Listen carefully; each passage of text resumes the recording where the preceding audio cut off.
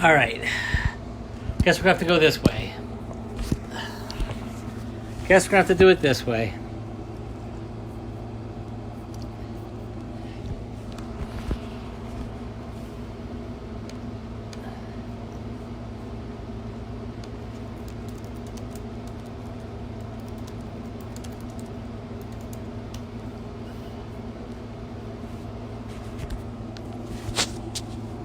All right, everybody there?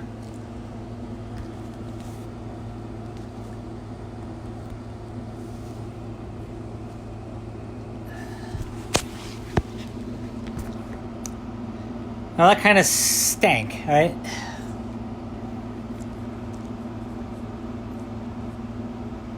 I'm starting to see people coming in. All right. Hopefully you all can see me. And can I see myself so I can see what's going on?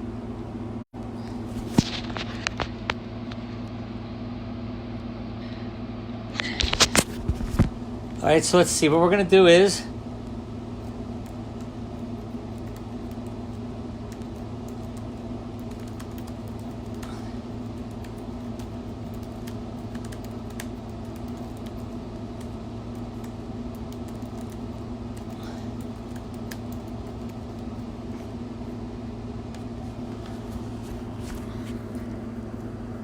all right, so what I did, unfortunately, we have a technical difficulty, but what I had to do to work around this is, if you'll look in the Urglaawe group, you'll see I put a Urglaawe live chat is on my phone.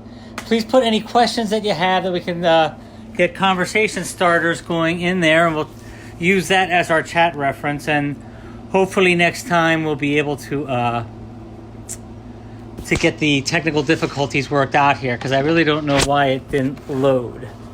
But I don't want to focus on that too much. So, hi everybody. Thank you for joining me. I'm hoping that, I don't know if there's a quick way to link this live discussion to other people. This one I'm going to kill off because it's confusing people. If anybody can possibly link, I don't know if can you link these this live chat to somewhere? So, oh, okay. Well, first question was, how did Urglaawe get started? Brilliant question. All right, I actually had to talk about this earlier today. Like many other people, let's see. Hold on. All right, everybody, please look at the Urglaawe group. All right, if you look at the Urglaawe group, the very first top post is a thread for questions to go, because the scrolling here is going to go by too fast. Share option in bottom left hand corner. Yeah, I don't know. If anybody can share it out, please do. I'm at this point, I'm kind of getting tumbled under. But again, so please, if you have a question, please look at the main Urglaawe group. The top post there says Urglaawe live chat is on my phone. Please put any questions in the comments below. Yeah, I don't know. I'm gonna have to get away from the technical stuff and just keep going. All right, so I'm gonna answer the second question first. Second question was, what does the word mean?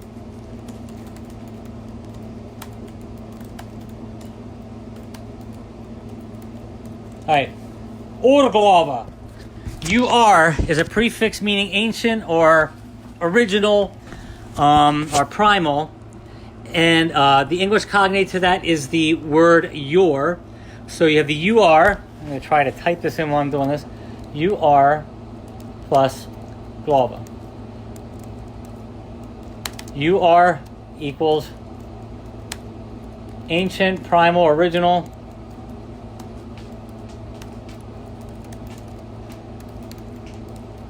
Original plus Glaawe equals religion. So this is a term that we coined, meaning the original religion. which is really just it's a coinage to match our needs at the time, and it actually works out pretty well. The Philadelphia City paper once described it as, Urglaawe is not only the noise that a peasant's throat makes when you stab it with a spear, it is also the word for the original faith in Pennsylvania Dutch. Now, the second question was, how did Urglaawe get started? Well, I actually gave a pretty long-winded answer to this earlier today in an interview, and I grew up Christian like most other people, but within the Pennsylvania Dutch culture are strong pagan undertones that kind of have a difference between the church religions and the folk religions in many ways. And I grew up very strongly with both. And a lot of those folk ways and those folk customs and traditions are what lent themselves to Urglaawe expanding once we identified it. I always identified myself as Christian up until about 2007, when I finally could no longer ignore the noises that I was hearing in my head of different tolls of goddesses, particularly, and one in particular whom we now know as Holla. And there were a lot of things I did not put together right away. Okay. So I knew that I was hearing the call of multiple deities, and one in particular loudly. She actually appeared in dreams and everything, but I wasn't putting two and two together right away. In 2007, a partner and I went down to Florida to stay at my parents' winter home down there. And when we were there, I said, you know what, I want to go to a bookstore and pick up a book on Hinduism. I said, because it's the only religion I knew of that had multiple deities specifically. So we went to some bookstore there near Naples and got the only book on Hinduism they had, which was the rough equivalent of Hinduism for Dummies or something. And as I was reading it turned out the author was of Norwegian descent, and she mentioned Asatru. And I was like, oh, so what's that? So I looked that up on the internet, and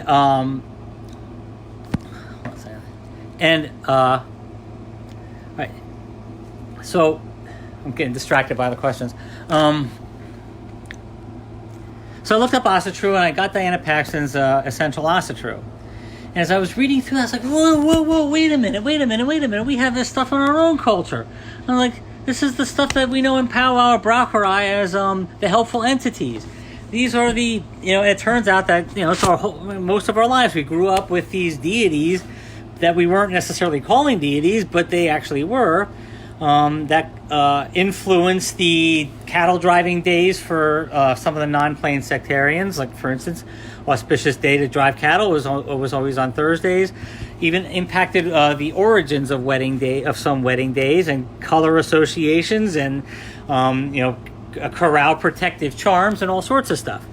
And then I started thinking back to when I was a kid, and I remember being in 5th grade, and they were talking about gods and goddesses from different pantheons, mostly focusing on the Greek, because that's what education does. But one of my teachers said, well, like Duna, Duna, the god of thunder, you know that from your folklore.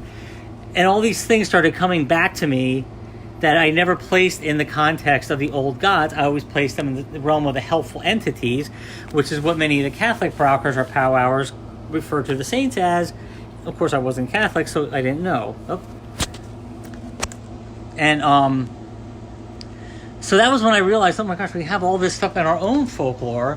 And initially I was going to try to bring it closer to Asatru, since Asatru was already established, but culturally we're very different. We're not reconstructing quite as much because we're actually a living culture. And, obviously Norway is too, but Old Norse is not. But we have elements of our stuff that's been lost too, that we have just inklings of, and we've had to rebuild over the years. But anyway, that's how Urglaawe got started. Urglaawe got started thanks to the rough equivalent of Hinduism for Dummies. So let's see, what's the next question that I can possibly find? I saw one from Tom Garrett about the relationship to Braucherei or powwow.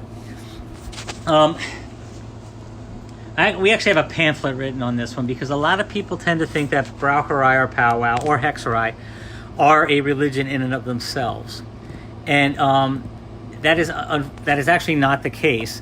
All right, 1 second, folks. I'm going to remind everybody in the Urglaawe group, I have a window open. I have a thread open to please put any questions or comments because they're scrolling by here so fast I can't see them all.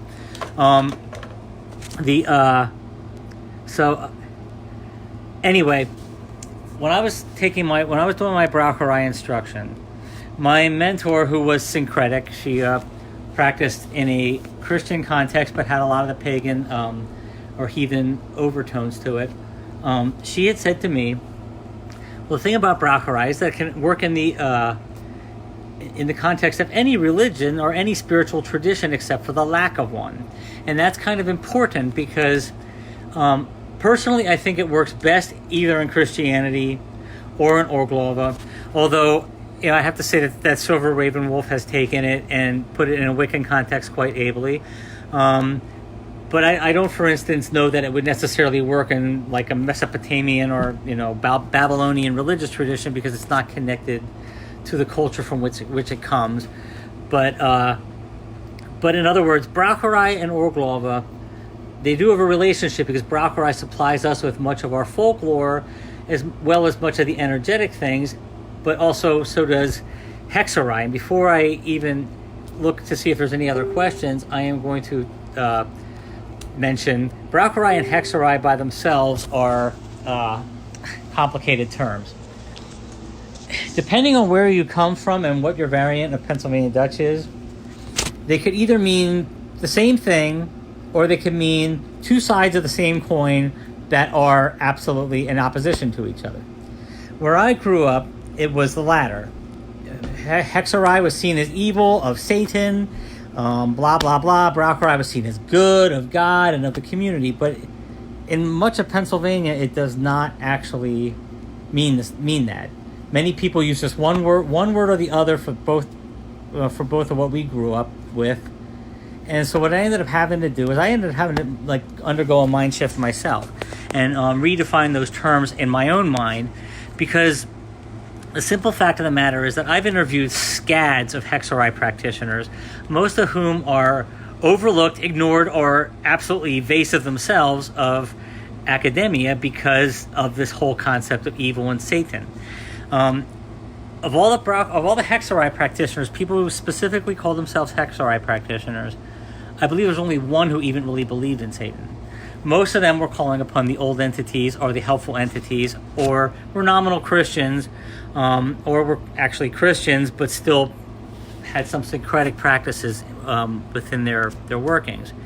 And once we removed ourselves from the dualism of either of God or not of God, then the Hexerei lore began to flow, and they got some really great stuff. They had a lot of information on some of the older deities, even if they didn't recognize them as deities, they were still beings that throughout the year do this or that, and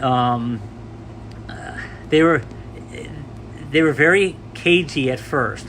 The first one whom I interviewed, I had to go. I was telling Robin, who was interviewing me earlier, it was almost like a CIA type of process. Somebody passed a note to somebody I knew in an envelope, and then they couldn't read it. I had to open it, and there was a phone number on it, and I had to call the phone number. We had to agree to meet somewhere. I had to give back the phone number and the envelope, and it was kind of funny actually. But once I had that first meeting then he began to refer me to other people, and then before long I was finding myself with groups of them in a retirement home, telling me their stories of their lives. Some of them were very informative, some of them were a little less so, but they wanted their stories told because a lot of these people are in their 80s, 90s, and their children, were oftentimes children of the war era or the era where it was kind of looked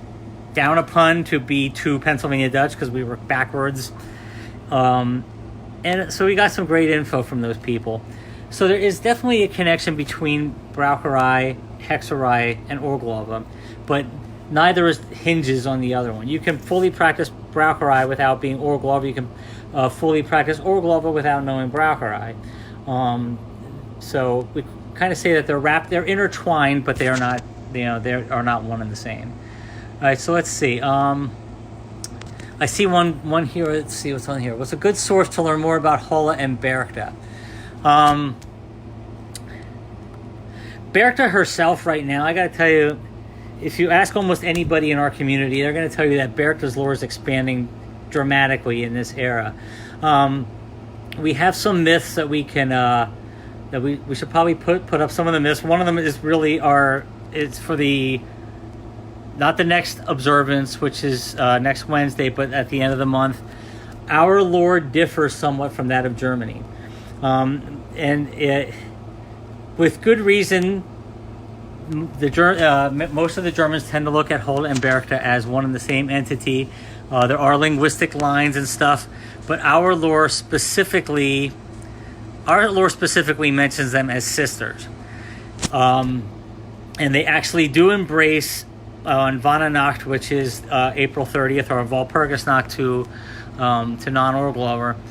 And there they do what ends up being called the Hexadance, or the witches' dance, or the Wonnedans, which is the dance of joy, which dances away the winter and brings spring in.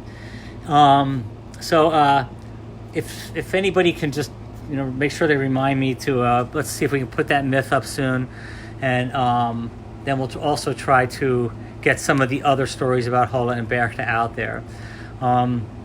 Berchtha's lore is most definitely expanding, and much of the information that we have on Berchtha actually comes from oral Hexerei lore, but also from Braucherei, because the sisters switch roles.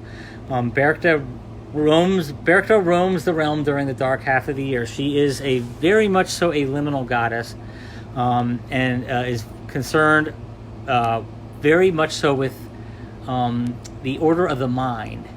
Her familiars are I don't like to use that word necessarily, but the animals associated with her are primarily geese and owls, and the owl definitely plays a role in that order of the mind thing. So we're still in Berchtha's season here. It's not quite coming out. It's not quite coming to an end until the end of the month. And then Holle's return comes to Hexenkopf. You're supposed to have your houses cleaned. Your spring cleaning should be done by April 30th, and you're supposed to, if you can safely, open all your windows and put welcoming signs to Holle as she comes through. Is there other lore about the Wonnedans? There are other pieces of lore, but they tend to refer to them as the hex dances, and they're usually looked at as evil from the Christian lore. Digging those up we can do. You have to understand that a lot of the lore that is presented in Dutch culture is presented from the Christian perspectives that tend to look on the actions of the powerful women as evil, or at least cursed or something. So we kind of adjust our language to meet the reality of how we see it. Holle and Berchtha and all the gods and goddesses, even, believe it or not, Jäger, our god of death, tend to be compassionate toward us for the most part. They can be definitely cruel, as anybody who's read anything written by me in the month of December knows. I had a very rough month with Berchtha riding my butt. Let's see. Let me catch up on what the next ones would be. Is there a beneficial trickster archetype in Urglaawe? Well, you know what? Funny you should say that. Because if you look at the very next event that we have coming up, it's Ziegdaag. Ziegdaag is our observance of transitions and shiftier characters, those who think outside the box. So because we are all on lockdown here in Deutschland, we're going to have to be live again for that one. So if you look at the event page, why don't you submit to join up and come join the video, that discussion that we have on Wednesday, April 1st at 6 o'clock p.m. Eastern Daylight Time. Because Loki is not the only trickster figure that we have in Germanic lore.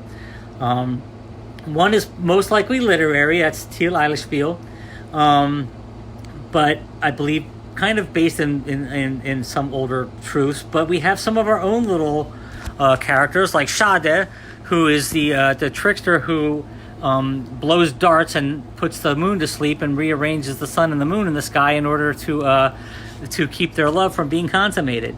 And we have a few other shadier characters as well. And we'll be discussing some of them at Ziegdaag. Now, just a caveat about Ziegdaag, that is that because we are undergoing a lot of strife and transition right now, some of our focus on the trickster or shadier characters is going to be shifted to recognizing the period of transition and change that we are on right now. I mean, for those of us who live in an area where the COVID-19 virus is becoming really a threat, we know that things are about to change, and within another week or so, it might be really bad around here. I don't know, but we have to recognize that change is coming, and whether we like it or not, even after this is over, we don't quite know what awaits us on the other side. So our Ziegdaag may focus more on those transition things, but we have information about the characters in our program, and we can take things from there. Let's see, what's the next one? Let's see. All right, new to Urglaawe here. What would you recommend if I'm trying to see if this path is right for me? Well, you know what? You took a good step right here. This is the first time that I've done this. I'm kind of disappointed that the video would not load on the computer, but it is working on the phone, and I'm happy about that. But we do have videos out there of previous rituals, mostly on Vimeo, and we have books, and we have plenty of posts on we also have Urglaawe.net blog posts. But one of the things that I'm going to say is that we are not so much warrior focused in our practice for the most part. Much of our cultural information stems from the agricultural perspectives of the Pennsylvania Dutch people. So we tend to see things in cycles of life, death, and rebirth, which comes exactly that matches our lore of Holla very much so. She is highly concerned with keeping the order of life, death, and rebirth running. So you'll see a lot of agricultural references. You'll see a lot of cyclical references and spirals and helixes, and understanding that where we are now, we all know most heathens tend to believe that time is not linear. So they say time is cyclical. Well, it's not exactly cyclical either. It's more like, and Victoria could talk to you about this a lot, and maybe we could start a chat up about this on the Urglaawe Facebook group about helixes and spirals. Holla is definitely associated with spirals and whirlwinds, because even if time were cyclical, you really, if you went back to a point in time that existed before, you're not exactly in the same spot. It's more like a spiral, and things touch upon each other, or you hit another spot that you've been at before, but it's still not exactly the same. And so it's very much so. We're very much about cycles and life, and of life affirming. We are world affirming, as are most of the other heathen denominations. So just have a read around, and don't be afraid to ask questions on the Facebook group, because we don't always have all the answers. We're still learning ourselves, even though we've been living this for a long time. But one of the things that we try to embrace in our lives is the wonder of existence. At this point in time, there's so many dark things that we're looking at, and this actually came up on my timeline yesterday, is just how the joy of life in many ways has been erased by all the complexities and all the deadlines and the credit crises and all this stuff. But really, life is absolutely amazing. There's so much going on and so many opportunities, and just the fact that we're all here and even able to talk like this is absolutely like astounding. And to try to find the joy in the little minutes can help to make the bigger moments and the crises a little bit harder to bear. So invite people to actually ask questions and move right along, and we'll try to answer them. If not right during this chat, then maybe as time goes on afterwards. So let's see. To answer Paul's question, Berkta is active in the dark half and Holla in the light half. But why then does Holla lead the hunt? Because the light half and dark half refer to this realm. So Holla is out during this half among all the realms. Berkta's walking through here, bringing all the creepy creatures, and she is beginning to form the line of another hunt behind her of the souls that pass during this time. So Holla returns to this realm when the light half begins. Are there any sacred blacksmith figures in Urglaawe? Let me hold on 1 second here. I got an answer for that. Let's just hope that hope I can actually read it. Yes. We got ourselves a Wieland, who is indeed the same Wieland associated with Wayland. We don't have a whole lot of lore on him, but some of the lore from the German lands does spill over into here. But the short answer is yes. So we do have a sacred blacksmith figure. And since I don't do any smithing myself, I can't say that I can help expand that lore, but as time goes on and more people do stuff like more blacksmithing and making things consecrated to Wieland and making things in the name of Wieland, I think that the lore would definitely expand. So let's see, what else have I missed here? Let's see. All right, any more questions here that I haven't seen? Let's see. Anybody got anything else? I got something. All right, so let me talk about Ziegdaag more, and then you can ask. What? Got a question. Wayland, who is also like, I don't know. Unfortunately, I do not know the Celtic pantheon well enough to be able to answer your question. But I'm going to type his name out in the chat.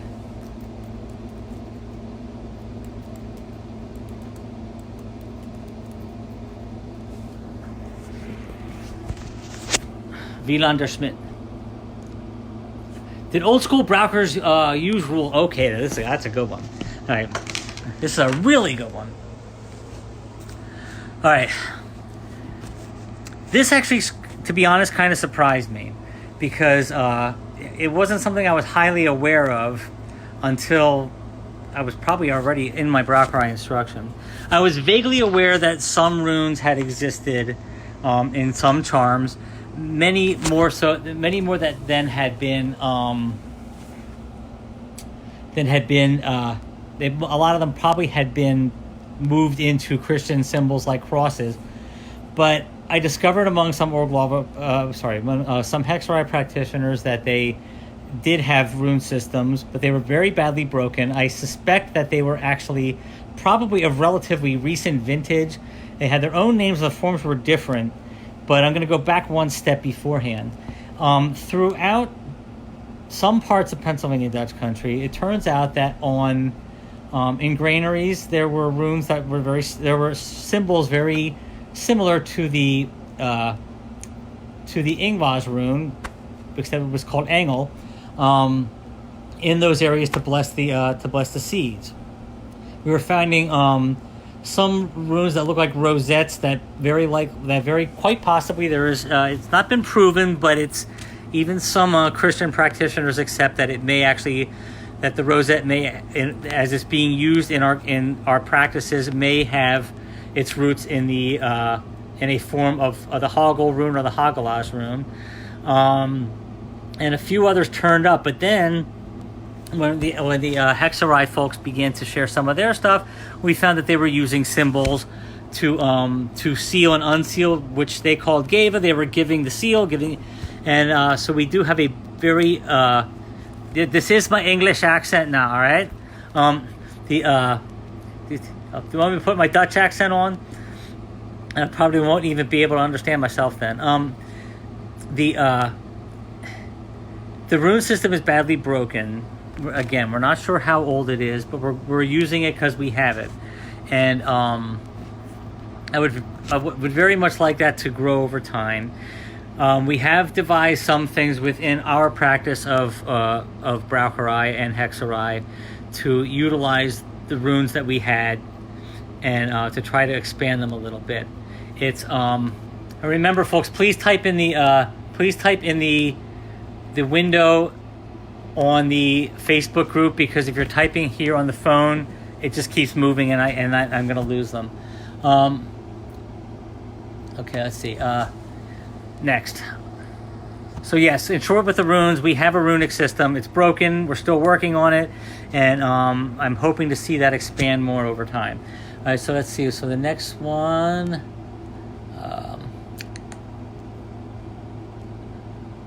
What place do people who have not grown up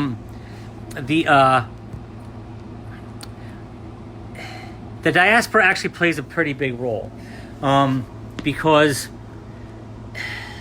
one of the most important things I want to get across to everybody is that one need not be Dutch to practice Urglaawe or to embrace Urglaawe. If Urglaawe resonates with you, or if our gods and goddesses call to you, then by all means, pull up a chair, become one of us. You know, I have no interest in blood tests or whatever like that. It's far more important to share values.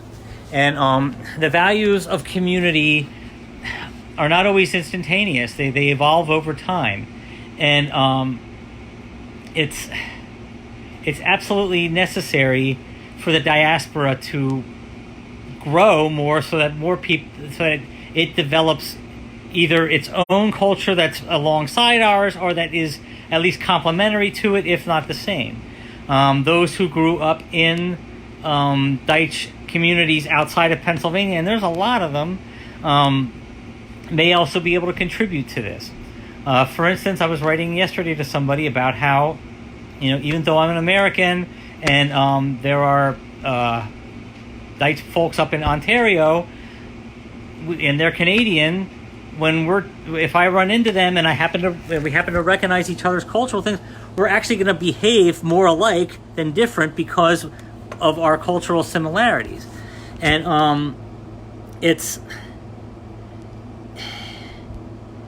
my worry is far less about people being outside of the Dutch culture than it is about just the lack of access to certain things. And this is one reason that chats like this, I'm glad we're finally getting around to doing this, because we need more cross-pollination. We need to get out there more. For instance, we have a community up in Washington. We have communities in Delaware now. We have communities in different places that have Urglaawe folks running them. But we need to get to see one another more. We need to move around. We have Chicagoland. I really wanted to get out there. Actually, I was hoping to get out there in May, but this whole thing, I don't think this whole COVID thing is going to probably prevent that. But it is important for the diaspora to get more involved and to try to learn, to take the ceremonies that we are posting in the Urglaawe group and use them, get to know them. If you're mispronouncing stuff at first, don't worry about it. Use the English if you have to. Then when videos like this come out, we can help you learn to pronounce things. The best thing to do is to get out there and actually, make it happen. Years ago, I don't know if Kate's on this right now or not, but we were talking about the fact that those of us in the North have shorter or different growing seasons than folks in the South. So when we're observing, say, Hoytfest and the haymaking, in some places the haymaking's already done, other places haven't started.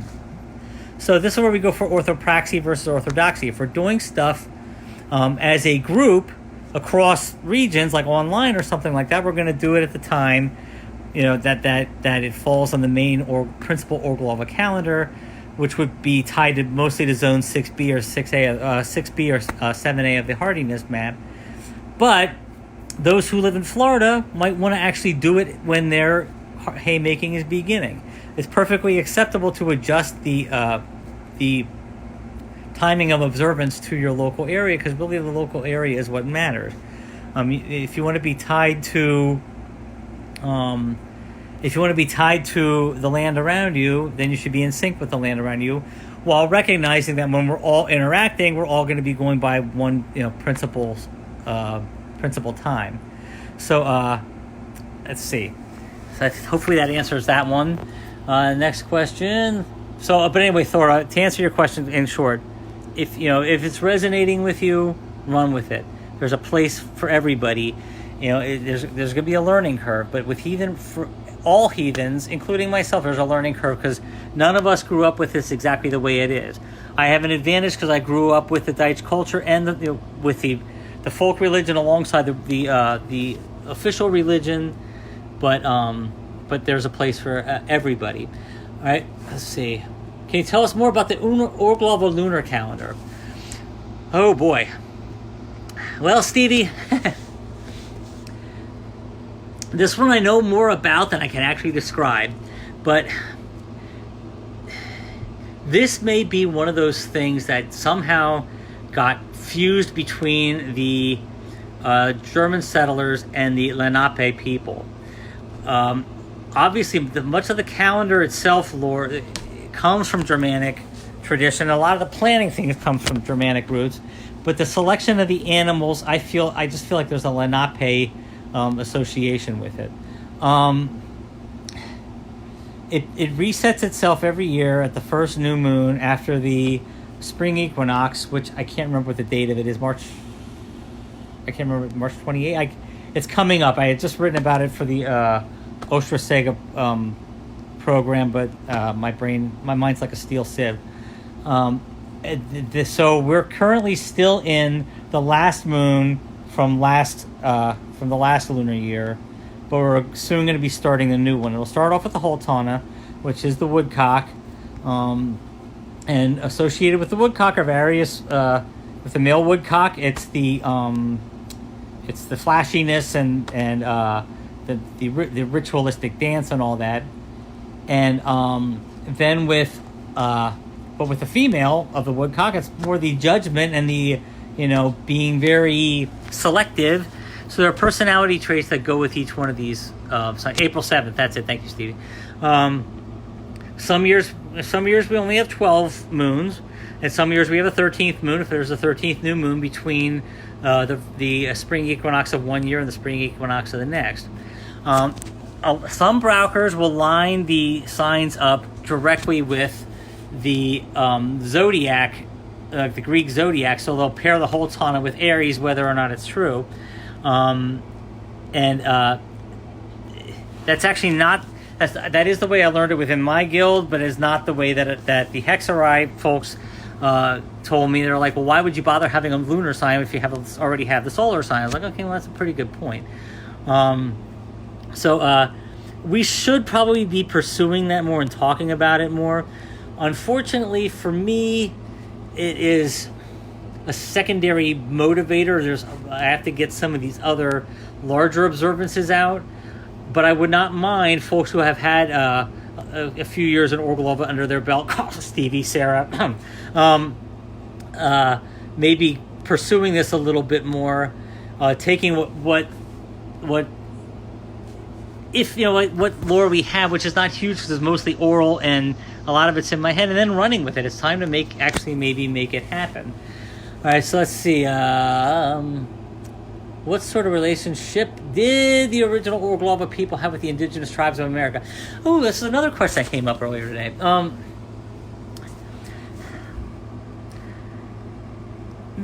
Everything is a mixed bag in the colonial era, and it's not always necessarily easy to separate it, particularly since there were different groups of of what became the Pennsylvania Dutch settlers going on in different parts of the state. But one of the themes that you'll sometimes notice if you really start talking about the history and what makes our cultures somewhat different is this whole concept of there being like a third way, particularly when it came to European settlers. We weren't the French, we weren't the English, we were the Dutch. And when you got out into the interior of Pennsylvania, oftentimes we were the among the first settlers to move out there. And there is a general, certainly not 100%, but there was a general ability to live alongside the Lenape people, and they oftentimes moved into communities together. And there's two places called Gnadenhutten, one in Pennsylvania and one in Ohio, and for some reason there was a Gnadenhutten massacre in each. The first one was in Pennsylvania, actually up in what is now Carbon County, near where the Urglaawe Cemetery is. And it was a massacre by one set of they were either Shawnee or they were Lenape, of another set of Lenape plus the Pennsylvania Dutch settlers. So there was definitely a good relationship, but not necessarily sterling. And then as the English moved in more and took more control over the areas, the Dutch were allowed to stay there, and the Lenape were removed. But one of the things that I still want to pursue is, we know for a fact within our Braucherei Guild that a lot of the herbal lore that we have of native plants did come from an information exchange during the colonial era, where the founder of our guild, whose name is Mountain Mary in English, or Monica Monica in Dutch, she was the founder of our guild, and she was an herbalist, and she had a medicine woman of the Lenape who lived in the Ole Pikeville area, and they did a exchange of herbal remedies and learned about the medicine from each other. Years ago, Trothmoot was in Delaware, and I had an opportunity to meet with a man from their tribe who said that they knew, at least in like nebulous understanding, that some of their traditions were probably alive among the Pennsylvania Dutch in Pennsylvania. And I tried to connect with the Lenape tribe that's still here, but they didn't quite understand what I was offering them, and instead they tried to sell me something. But we do need to kind of revisit that whole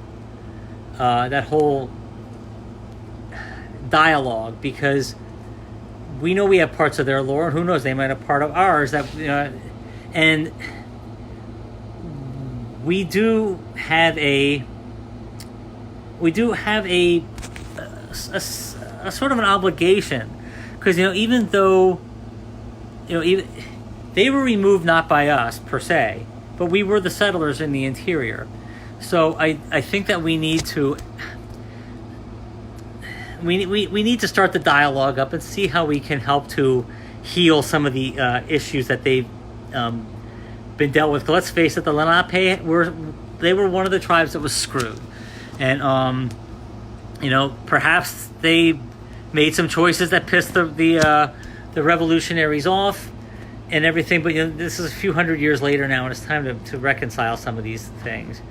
Plus, also, in almost another ironic twist, one of their sacred sites ended up being protected by the Dutch. And in Ole, Pennsylvania, there is a place called the Sacred Oak. And the story of the Sacred Oak is that it's estimated to be anywhere from like 500 to 700 years old. And it is a Chinkapin Muhlenberg species, and not one that is really common in that part of Pennsylvania.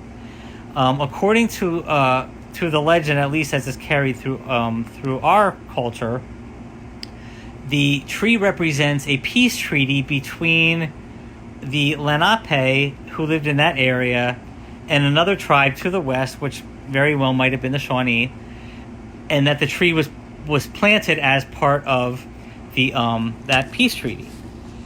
Over the centuries, that tree became known as a place to go healing.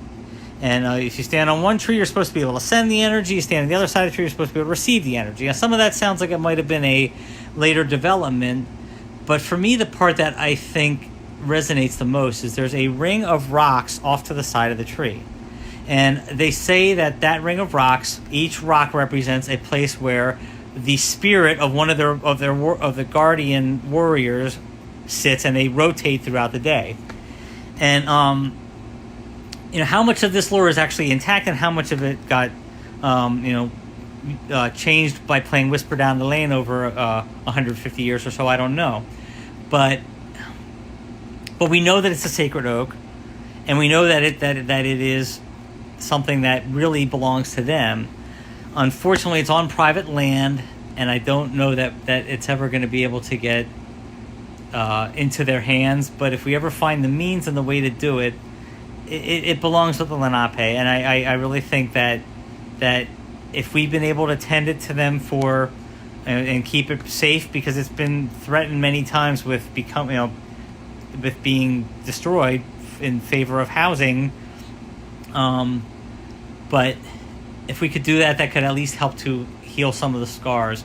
And I also do believe that we should be supporting the Lenape who are left here by going to their events, and just supporting them, however we can, without appropriating from them.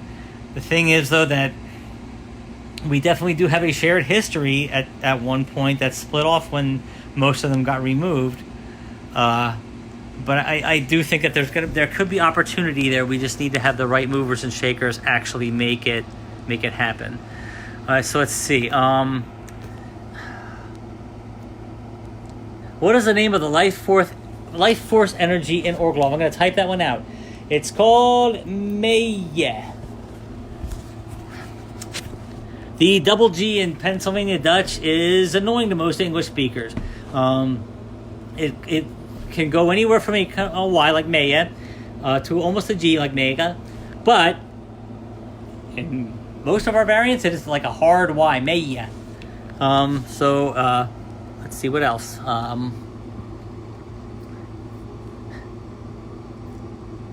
What can we do to promote and grow Dutch culture aside from practicing the religion of Urglaawe? Oh, geez, Stevie, just turn this into a 3-hour chat. Because you asked the right guy. Well,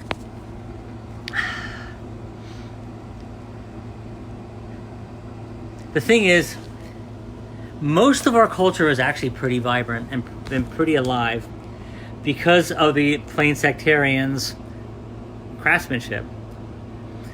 Where the big threat lies, well, actually, there's more than one threat. One of the bigger threats is the language.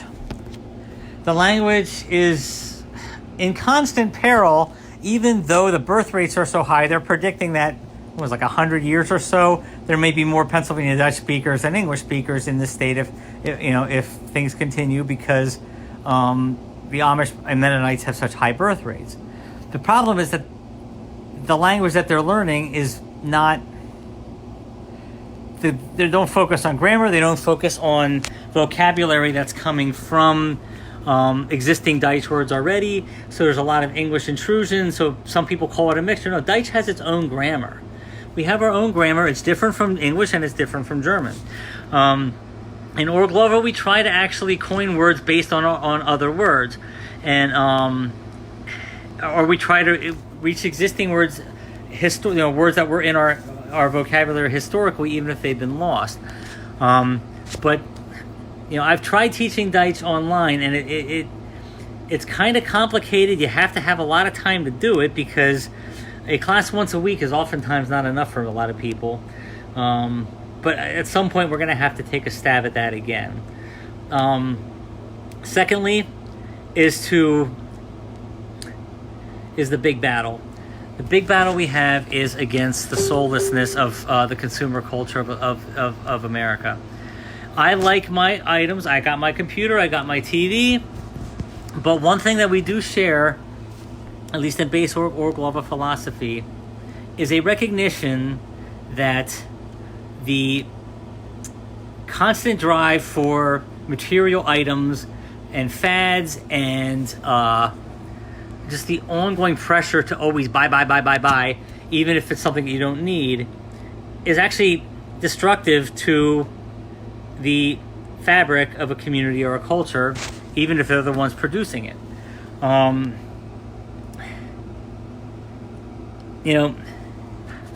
There's just so many recurring themes, and I have a feeling it's because some of this realization awaits us on the other side of whatever towers tumble from this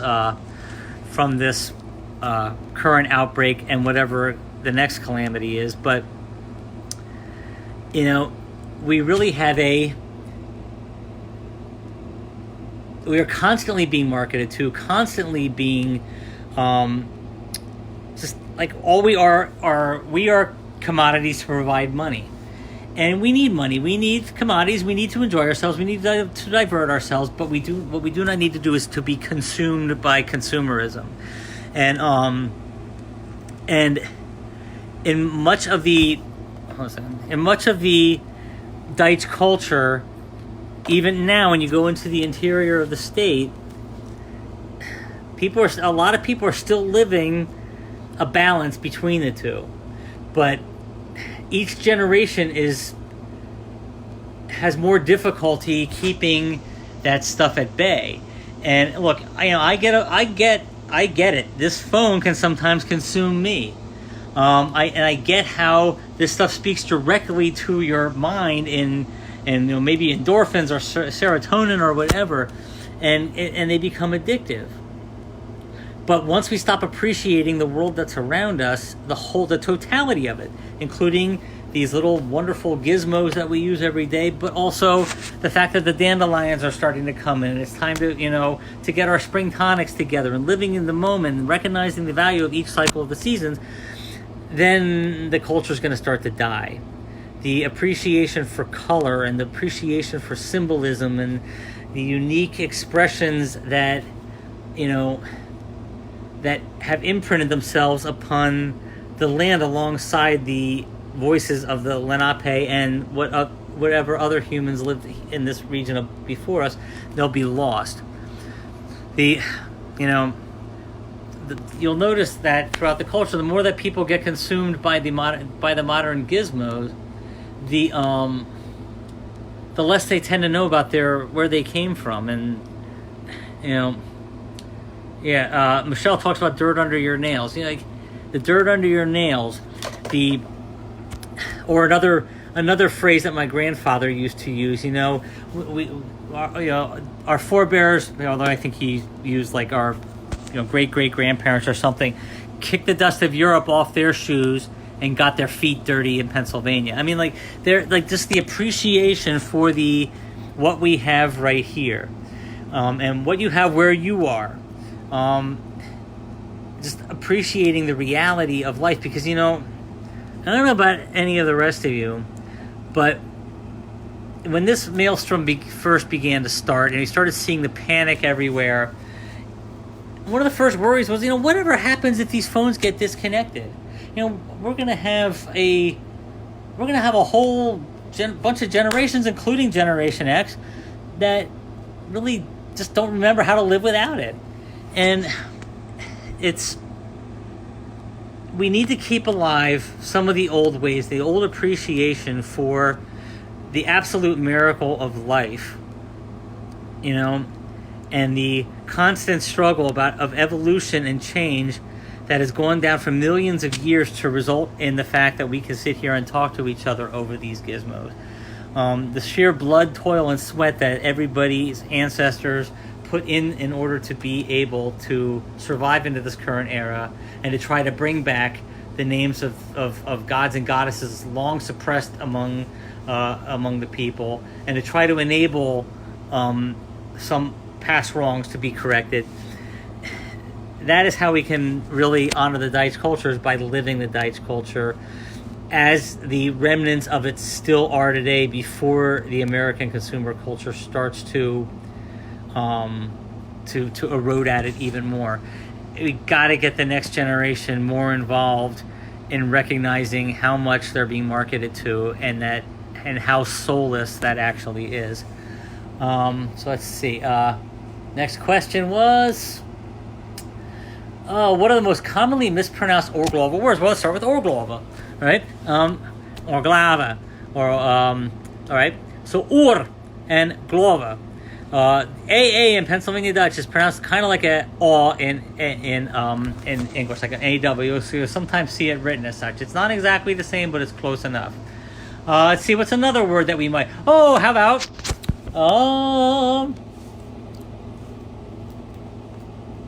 This is a mouthful even for me. I can't say it 3 times fast even if I want to. The Toezorgpflicht. Okay? Toezorgpflicht. Toezorgpflicht. Okay? Let's see. What other wonderful words do we do are ones that are very difficult to pronounce? How about Duna? Because it looks like Dunner, so everybody says Dunner, but ER in Pennsylvania Dutch has a makes almost like an ah sound. So Duna. That's our name for Thor. And I do encourage folks who are identifying as Urglaawe to try to use the deities within our own language, because that also helps to advance the mindset of the uniqueness, and it does help to advance the Dutch culture in a way. Plus, I have other people who will say, and I'm not sure how I feel about this, but that the deities by different names and different cultural perceptions may or may not be the same deities. All I know is that there is a difference between how we perceive Wodan versus Odin. And it's... so that's one of the, I do encourage folks to use, to try to use our language. Wodan. Wodan. Wodan, the root of Wodan is the word Wut, which means fury. Okay, so he is the god of the fury. All right? What else? Give me another word.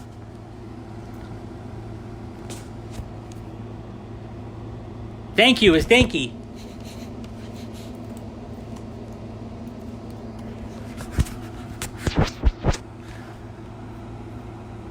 What else you got? Mispronounced Urglaawe words. All right, hold on. We'll use some tools.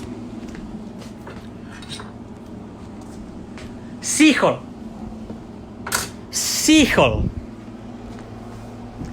Weißkäppige Frau.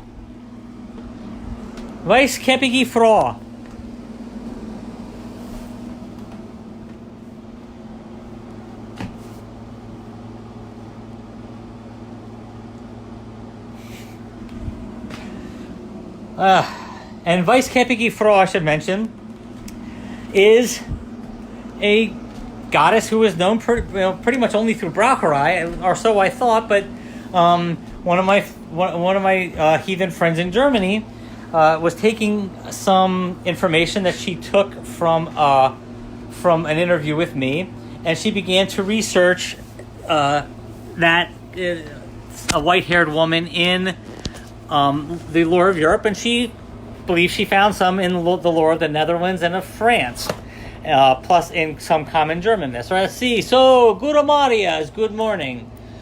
Gute Maria. That's good morning. Good night is Gute Nacht.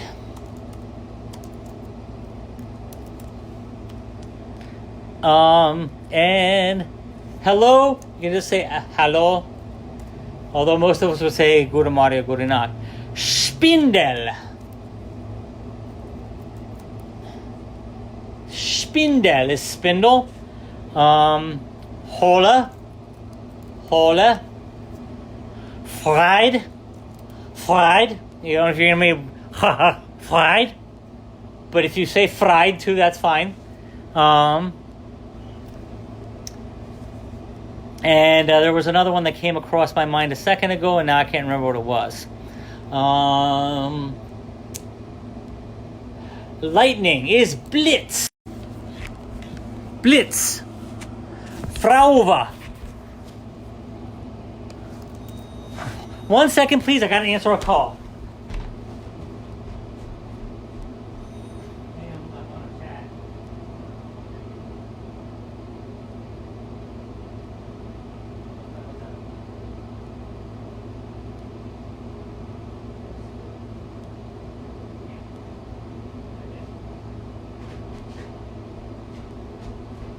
Sorry about that. Doug was at the store and wanted to know if I wanted some iced tea. Oh yeah, so Frauve we got. Ooh, Ewiger Jäger, right?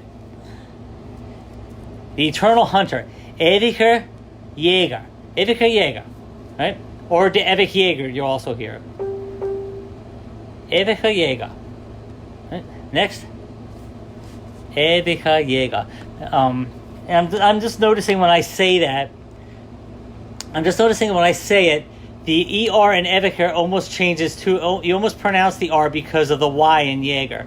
So you might hear it like Ewiger, or you might hear like Ewiger Jaeger. All right. The holidays and organization. All right. All right. Let's do it. All right. Let's start with Ostere. Ostere, which is the holiday that we're currently in the time for that. Follow up Ostere with Ziegdaag. Ziegdaag is literally moving day. It's when we observe the transitions and everything. All right, let's see. So after Ziegdaag comes Wonnezeit. Wonnezeit, the time of joy, the 12 days. I'm gonna follow the whole calendar. The 12 days that follow that started sundown on April 30th. Let's see. So after Wonnezeit comes Sommeravond.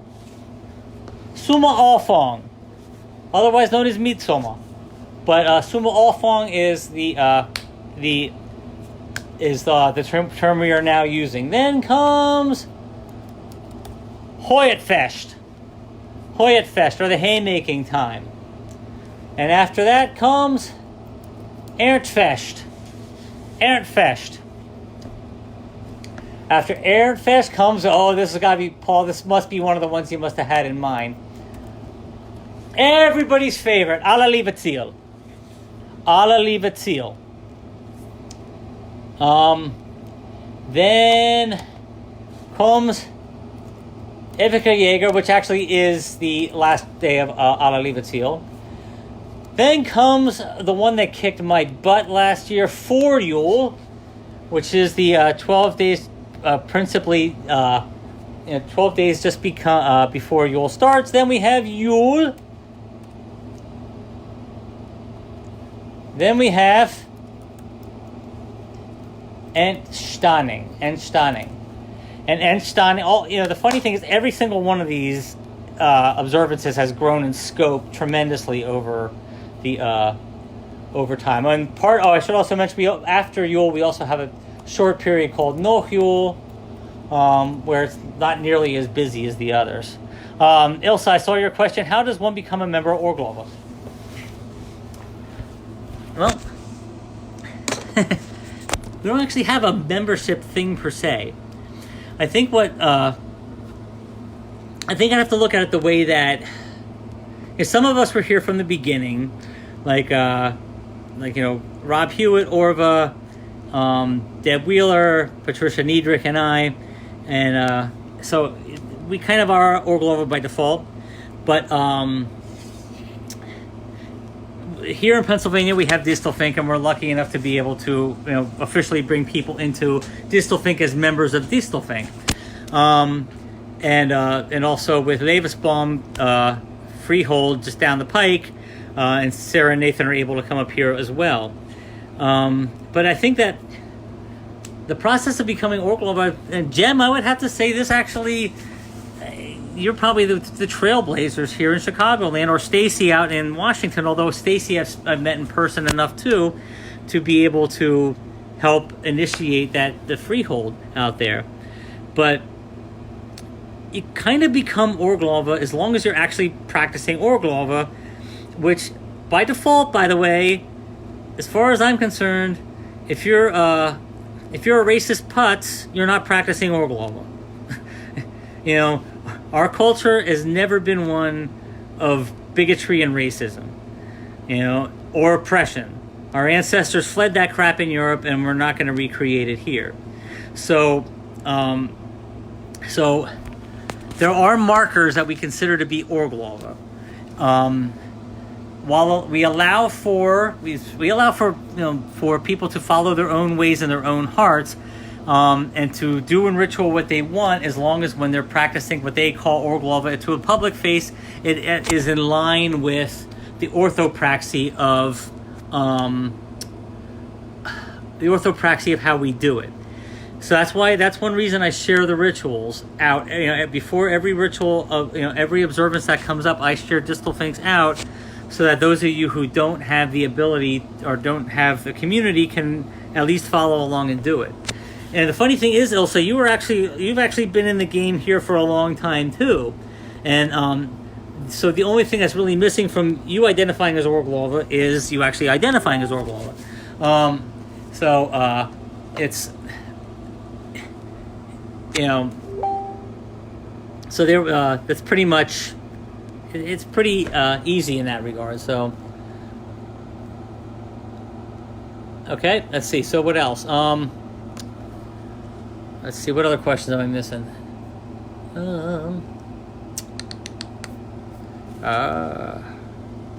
Michelle entered all those. Let's see. Going back to Dom's question here. Oh, distal think Siebschaft. We'll oftentimes lazily say it in English as distal think Siebschaft, but distal think the T is not silent. Distal think Siebschaft. And even technically in some dialects that should be distal think, but we're spelling it the distal think way. Let's see. Anything else? All right, Ilse, so since you said that now, I'm going to have to, I'll have to talk to you a little bit more offline and, help make sure that you can get the rituals moving along. So, any other questions? I mean, it's 8:10, but I'm okay with going for a few more minutes if anybody wishes.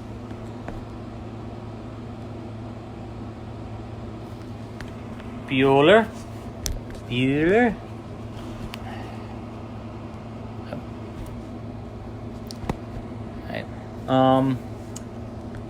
Hopefully by the time we do this next, which I'm hoping that we'll actually be able to do this the other way. Okay. Here's another question. Okay, do you think that studying Standard German and Asatru helps, or does it only confuse things? I actually don't know how to answer that, because even though I know a lot of German, I didn't learn that before I learned Deutsch. Well, Ilse, it's okay. Private ritual is how we start. And the same with Asatru. I mean, those of you who have come to Urglaawe by Asatru might be able to answer that question a little bit better.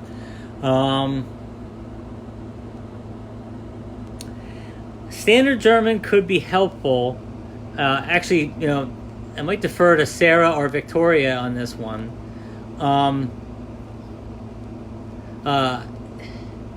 I would say as long as you can keep your mind open to the Deutsch, you'll be able to understand a lot of terminologies better. Deutsch is not really required per se, but because we're trying to keep the language alive, I do encourage you to use it when you can. As for Asatru, there is a mind shift between the two. One is not right, one is not wrong, but the two are not necessarily the same. Again, there's a lot of people who follow Asatru who also focus on a lot of the more agricultural aspects of it as well. I don't want to pigeonhole Asatru either. But here's what I'm thinking. I'm thinking that what we might want to do is make this since we're tied up for a while, most of us are, that maybe we could have chats a little more frequently for a while.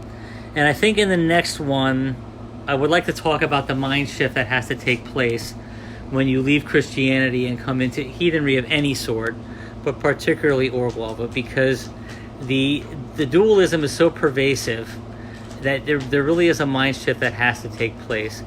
And so that might be a topic for the next one. And in that, we might be able to wrap in some of the similarities and differences between different practices of heathenry that might help to answer that question. The next question there would be, I see, is from Ilsa. Is there a frère in Urglaawe? Yes. And his name is Fro. And I got to tell you that our certitude there is difficult, because we have enough clues and enough dots, including one from our runes, that do represent the presence of Ing within our culture. The Engel rune is derived from that, but is it? Do we have a whole lot of solid lore on Fro? No, but we know that there's a deity missing in that role. And so we did go back to Grimm and some other research, and barring any newer research coming, we are using the name Fro officially as of, I believe, Oshra. No, Grumbir. I don't remember exactly when we finally made that decision, but yes, we do have a Fro. Let's see, and yes, Bob. The thing is that now this is actually working. I actually want to do this more, because this is honestly, I think it's easier for people to take the video in sometimes than the writing. Number one. Number two, I kind of like doing it. I just wish I were able to do it get the Facebook API to work on my computer, so I weren't holding my phone. But yeah, I think we're going to continue to do this on different topics for a while. Is there anything else? Am I missing anything?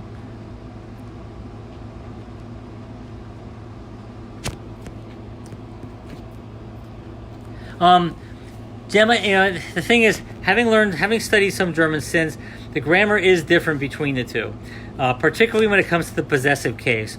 Deutsch has a very peculiar way of expressing ownership of things.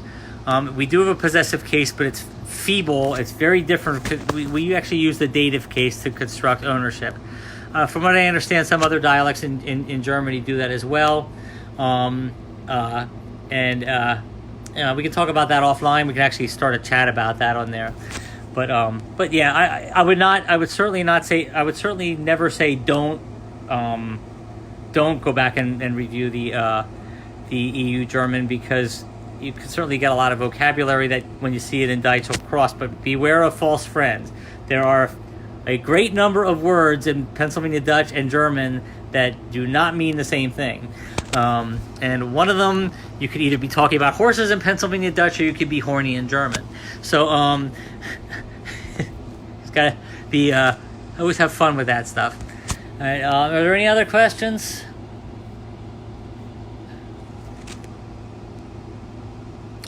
All right, I'm going to finish this up then, and and we can start some of these topics up on the Facebook group. I may not remember what they all are, so somebody feel free to nudge me. All right, take care, everybody. Oh, wait, we got one more. Well, I'm going to type this in. When you are talking to a group of people, this is the Urglaawe specific slogan, and you want to say goodbye to them, okay, you would say this is to a group of people.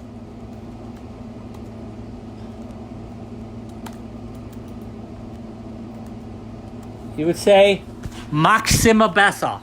Maxima Bessa. That means goodbye, make it always better. The typical Dutch goodbye is Max gut, make it good. But no, we in Urglaawe are pursuing to make it always better. If you're saying it to a single person, just drop one T. And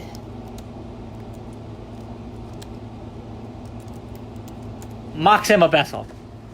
So Maxima Besa is goodbye to one person. Maxima Besa is to a group of people. And that is an Urglaawe specific slogan. Please work it into your vocabulary. All right, I'm going to end this, and we are going to post this video live to the group. And thank you all. Bis next time all.